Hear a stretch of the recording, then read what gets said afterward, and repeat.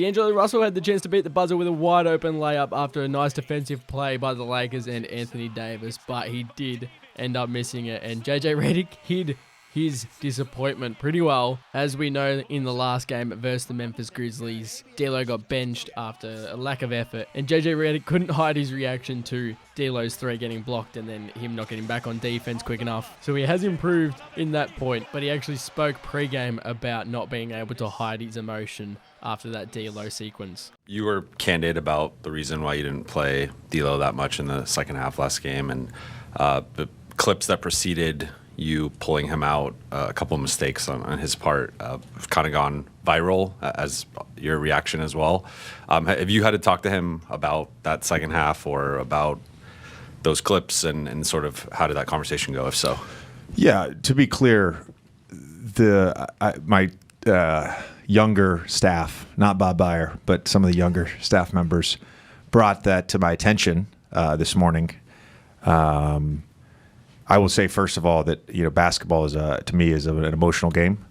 I'm a competitive person. I'm a passionate person. Sometimes you lose for a brief period of time. You lose control of that emotion. It's not the first time that it's happened. I'll be honest with you. Maybe it's the first time that something like that was over the over Twitter, but it's going to happen again. It may happen 2 hours from now. That's just the reality. I think about myself as a player, now as a coach. Certainly, when I watched NBA games and analyzed NBA games, I'm not a zombie. That's what we kind of refer to as like non-passionate, non-competitive, non-expressive people. I'm not a zombie. So I don't like seeing myself in that light. When I watched the video, I actually forgot that it had happened. I want to be clear about something, and D'Lo and I talked about this today. That was not like directed at him. Yes, it came after I think a shot in the corner that he took, if that's right.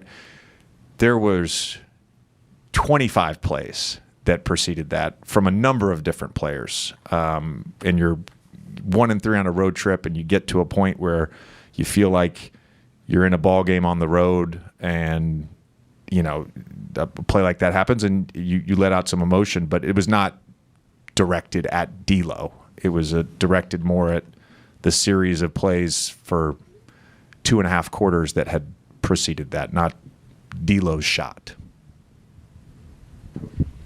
JJ, kind of following up on that, I got a couple for you. You said you made sure to tell D'Lo it wasn't directed at him. Just what was, I guess, the feedback from him during the conversation where you guys talked about maybe that? D'Lo and I are good. Like he's great. He's been a professional. Like I've asked him to, he's a pick and roll player, and he's playing in an offense that doesn't feature a lot of drag pick and rolls and high ball screens, and he's been super professional. He's been super coachable. Him and I established a baseline level of our relationship this summer. We're good.